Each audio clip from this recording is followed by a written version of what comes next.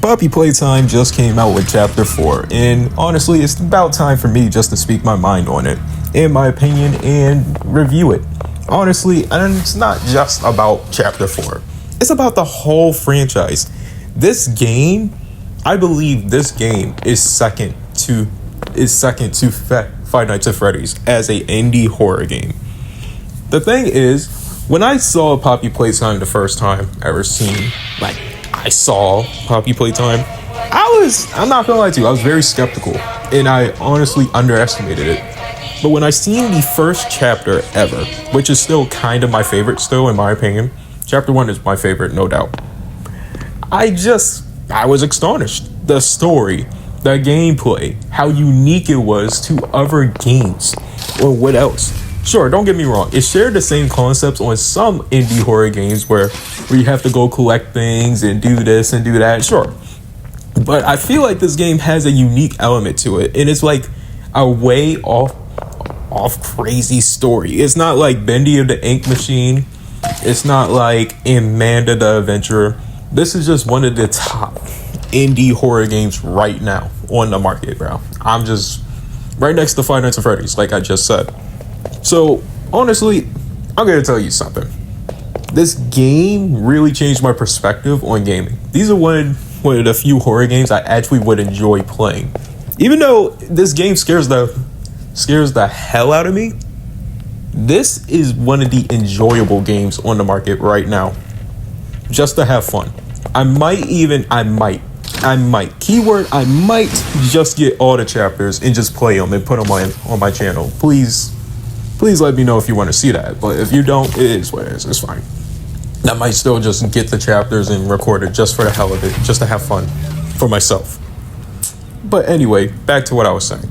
I never played Poppy Playtime, but I seen all the chapters. And I am just like, damn, that is amazing. I gotta say, just the concept of the story didn't seem right to me. The ex-employee comes back just to see what happened to all the rest of the employees. And then guess what? The toys are actually kids and stuff. I'm like, this doesn't really sound like the game I would follow in a story type wise, you know? But then I really had to think about it. Now, I'm going to be making comparisons to other games. Well, let's get real here. Five Nights at Freddy's, the story did not make sense even in the first game. It did not. Then when the second game came out, what is it called? Prequel sequel or sequel prequel? Where it's a sequel, but it's actually in more of like in the past. So it's a sequel prequel. Or prequel sequel. Whatever, it doesn't matter. Stories like that really makes me think the most. And actually I enjoy stories like that because confusing stories are the best ones, because when you piece it together you feel so fulfilled. That's the thing. I'm not gonna sit here and lie, but Poppy Playtime gives that exact same thing. There's a lot of characters, there's villains, there's bosses, there's characters who might seem evil that aren't evil. There are broken characters, there are videotapes of the past being leaked around the whole facility of Playtime Co. Like, honestly, the game is just very well done. They even got people just to collab with them, like Jacksepticeye. That was cool. I mean, if y'all didn't see the Jacksepticeye video, it's amazing. And I don't mean like his videos.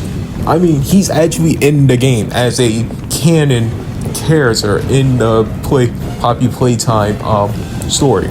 He is canon to the story, which is awesome. Like, that's what I'm talking about, bro. That right there makes things great. It's kind of like when FMAF the movie had Corey Kenshin in their movie, which I think is great. He was the taxi driver or Uber driver or whatever. But I'm sorry, but he was great. Just that, he was great as it is. Just like Jack's part in Poppy Playtime. Small part, but still canon to the story. I love that. That's awesome.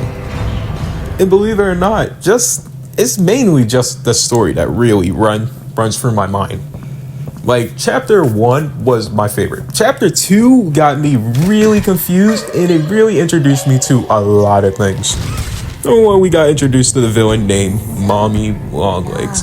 And yeah, I didn't mention Huggy Wuggy. Huggy Wuggy's my favorite, so. But Mommy Longlegs, she was something, bro. She has a broken mind. And she was a liar and a cheater. Not saying she cheated in her last game with you. What is it? You know, the one with the centipede dog and stuff. Like, bro, what? She's like, the way was broken, so she wanted you to die. That's just a fact. I'm gonna tell y'all like it is. There's no other thing you can say. You can't convince me otherwise that she was actually going to give you the code just to leave Playtime Co. Nah, She wanted you to die the whole time. And you know what? I like that. Because a villain shouldn't be actually to their word. They should be a liar. But this character right here is actually, this character is a kid. But she used to look after the you know, the kids in the Playtime Co. where they play games and stuff, and you know, that's what's up. It's cool. It's cool. Don't get me wrong. It's cool. But the way how I see it in these games is that there is story after story after story. Everybody is some sort of way the main character of the story. Like a main character. It's not side characters. There's just a bunch of main characters in one big ass story. That's what Poppy Playtime is. Poppy is clearly the main like toy out of all of this. But you cannot sit here and tell me nothing else, as in like all these other toys didn't have like a big part to what this is. Even the kids, the orphans, they raised orphans at Playtime Co. That is honestly the most ridiculous thing I found out. They were raising kids.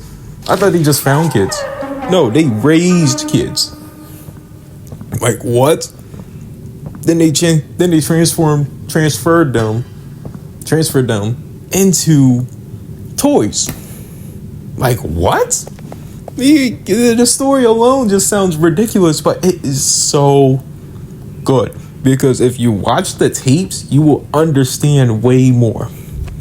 And the fact is, Huggy Wuggy was a kid, right? But he was mindless. He was actually a mindless one. Huggy Wuggy was just more or less like, he had one job. And that's, I believe, to keep the intruders out or something like that. Because he would be like the backup system, just in case if something goes down. So he'll always be like on guard. Like, that makes sense. Mommy Longlegs' job was to, you know, guide the kids through the games and blah, blah, blah. You know, be friendly and, you know, have them cooperate. Cool. I don't really know what all the other toys' jobs were. I mean, there is Catnap. Catnap is still the scariest toy I have seen. I'm sorry. He's the scariest boss. No doubt in my mind. He's threatening. He's threatening in ways, worshipping that damn prototype. The prototype is definitely threatening, but Catnap just gave me the chills, man. And honestly, I don't even know, because if y'all watching this video and y'all didn't even know Chapter 4 is out, click off this video. Real shit. There's spoilers in this video. Like, real shit. I am not here to spoil it. If you notice, I've only been talking about Chapter 1, Chapter 2, and Chapter 3. I'm about to start talking about Chapter 4 and what actually happened in there. Like, real shit. So, this is your warning. If you haven't seen Chapter 4 and you want to see it before, click off this video, go see it, or go play it, and then come back to this video. Deadass. I don't care if whatever happens to my video, like, deadass. Just go. But if you want to stay. I'm not going to be talking about it right now, but I'll let you know when I'm going to be talking about Chapter 4. It will be in this video. But I'm going chapter to chapter. I'm still talking about Chapter 2, technically. Chapter 2 was my third favorite chapter. The thing is, it only had like one big bad at the moment. See, I like a variety of characters. You know, Chapter 2 just had Mommy Longlegs. Don't get me wrong, they had other toys that were trying to eat you and take you out. Sure, but Mommy Longlegs was really the main threat. And that's the thing. Now, in Chapter 1, yeah, Huggy Wuggy is the exact same thing. Sure. But at least I was actually introduced to another actual like important toy, and that was Poppy. You know what I'm saying? And since because of that, I'm actually happy on that part. So I'm like, okay, cool, that's what's up, you know. Now chapter 3, well, actually, let me talk about chapter 2 just a little bit more. Just the fact is, Mommy Longlegs died to the fact that you put her into a grinder. She ran into the grinder. My bad. The fact that her dumbass ran into a grinder is crazy in my eyes, bro. Like, what? Like, seriously. But it is what it is, and the prototype took her away. Now we're going to be talking about chapter 3 because, as you can see Dog Day. Dog Day is probably my favorite character in chapter 3. No doubt in my mind. Number 1, selfless. He tried to save you. Number 2, he was the leader of the Smiling Critters. You know, it had a few people like the pig, there was an elephant, there was a bear, a pig, I think I said pig, I'm sorry. Unicorn, pig, bear, elephant, a rabbit, and Catnap and Dog Day. I don't know if I'm missing somebody else. Please let me know. Oh, there was a bird. There was a bird. Yep, I got them all. That's all the Smiling Critters. And yeah, so he was explaining to the main protagonist on how Catnap be doing everybody in there. And I'm like, damn, that man really like that. He crazy. Like, imagine worshiping something that you haven't even seen before. Who's crazy and you don't even know the real intentions behind it. Like, Catnap doesn't know the real intentions of the prototype. He doesn't. There is no way he does, because if he did, he would not be worshiping him. Dude made a statue, a shrine. Oh my gosh! Look what they did. Then they done corrupted my boy Dog Day. I started it from here, basically, from this video, because Dog Day is definitely my favorite character. And the fact that he was taken so early in, not early, but he barely had any like screen time is actually very sad to me. Because I was really going to enjoy looking at this character, like actually going into this character. And apparently Catnap despised him because he was the leader. They made Dog Day the leader. I mean, obvious reasons, in my opinion, because I guess he's the happiest and the most courageous out of all of them, and he's cool, level-headed, you know, and he's very nice out of all of them. So yeah, but Catnap didn't like that. The funny thing is, Catnap didn't even talk. Like, he can talk, but he doesn't talk, realistically. So that's the crazy thing. And another thing that was introduced in chapter 3, right next to Dog Day, is this woman. Well, this toy, my bad, not woman. Her name is Mr. Light. She crazy. You see, she crazy. Even though I'm showing you the Catnap fight, which is actually utterly ridiculous. Like, look at this. That's not even his true form. That's just because of that fear toxin or whatever, that sleep gas. You know, it makes you hallucinate. Yeah, trust me, it's a whole different ballgame. But Mr. Light, she used to teach the kids, orphan the kids, all that stuff. Then what happened? Like, the hour of joy, I believe, as they call it. Every employee was killed, taken out, like, done. You were cooked. Every toy took out every employee, just out of nowhere. It was a riot. Like Huggy Wuggy, Kissy, I think Kissy Missy or Missy Kissy, something like that. You know, girl version of Huggy Wuggy. Mommy Longlegs was dropping niggas from the ceiling. Yo, it's crazy, right? You seen Catnap tearing people with shreds, man. It was bad. And then you got the prototype reaching at people, reaching at the toys and stuff, man, getting them. Like, what? Like, it's ridiculous, bro. Like, come on, man. And in chapter 3, you meet this new character. He's a new character. You never see him, but you meet him. As in, like, you hear from him. His name is Owlie. He's a kid, apparently, like, stored away somewhere, trapped away, or he's safe somewhere.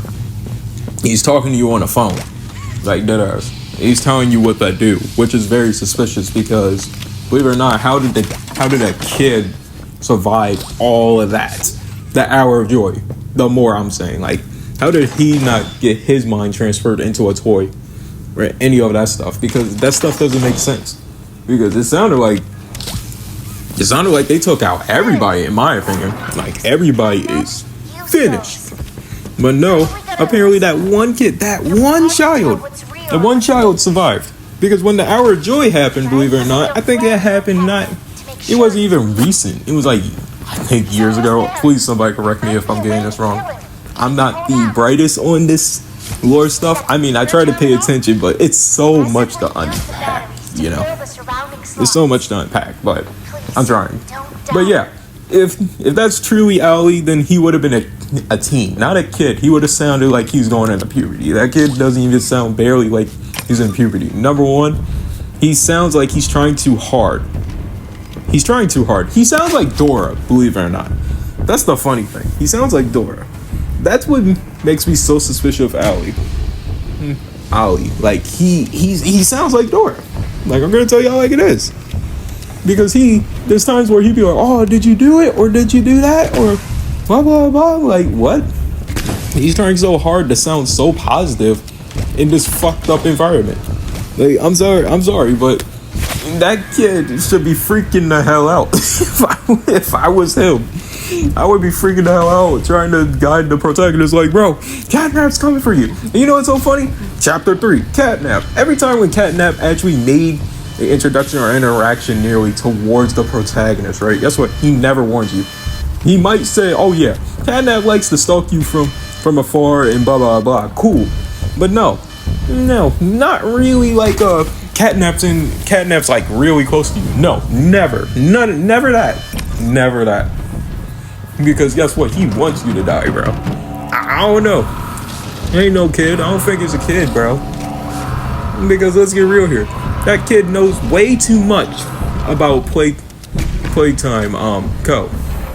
He knows way too much. I just thought about that. Like, he's a kid. How would he know all that stuff? You know what I mean? Like, come on, bro. Nah, hell nah.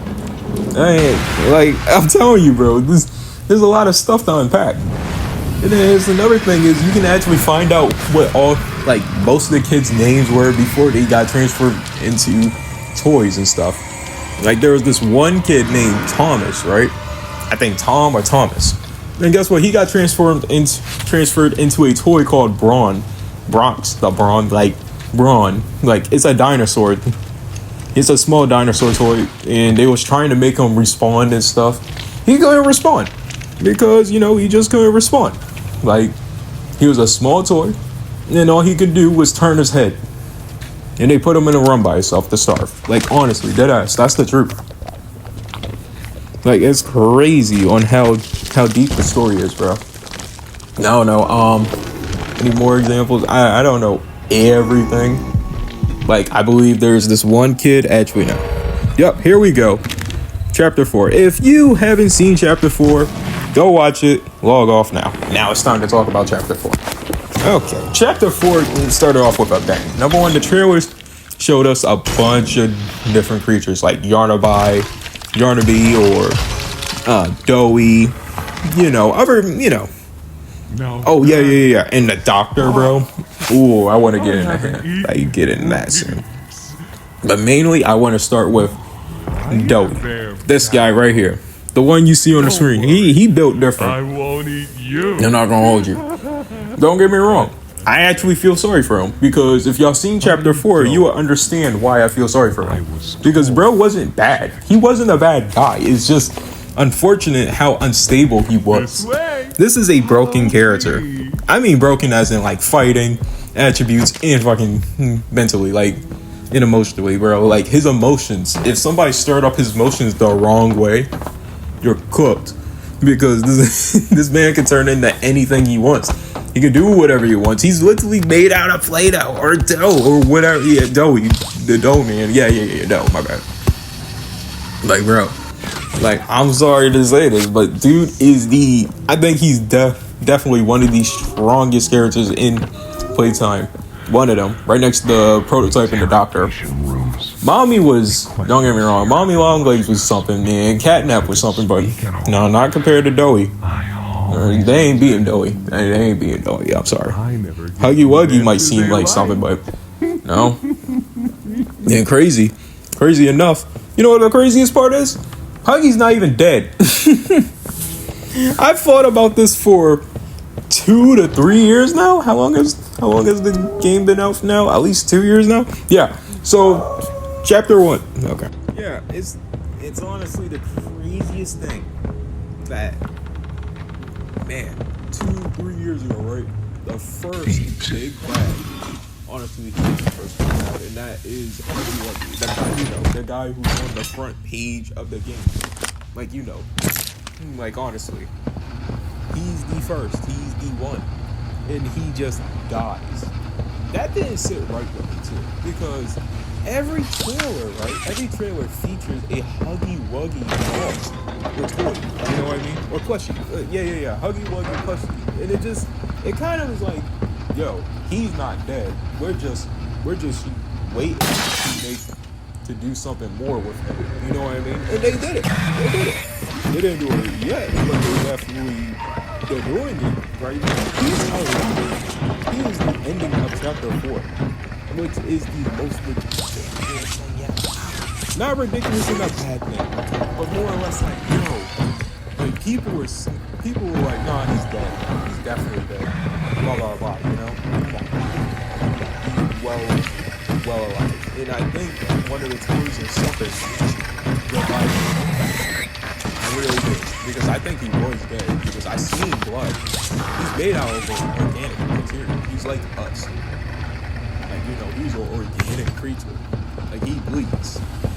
He has a neck. You know what I mean? Now, off to the doctor. The doctor is one of the most... I might have to watch chapter 4 again just to understand fully about the doctor. But the doctor, he is more of like he's a boss. He's a character in this, but I still don't completely understand him fully. All I know is he has way more to do, because he had some tool called the Omni Man. And the Omni Man can unlock anything or aka the fact he could do that, well, hey, cool, you know. That's what's up. He's gonna lock the Great.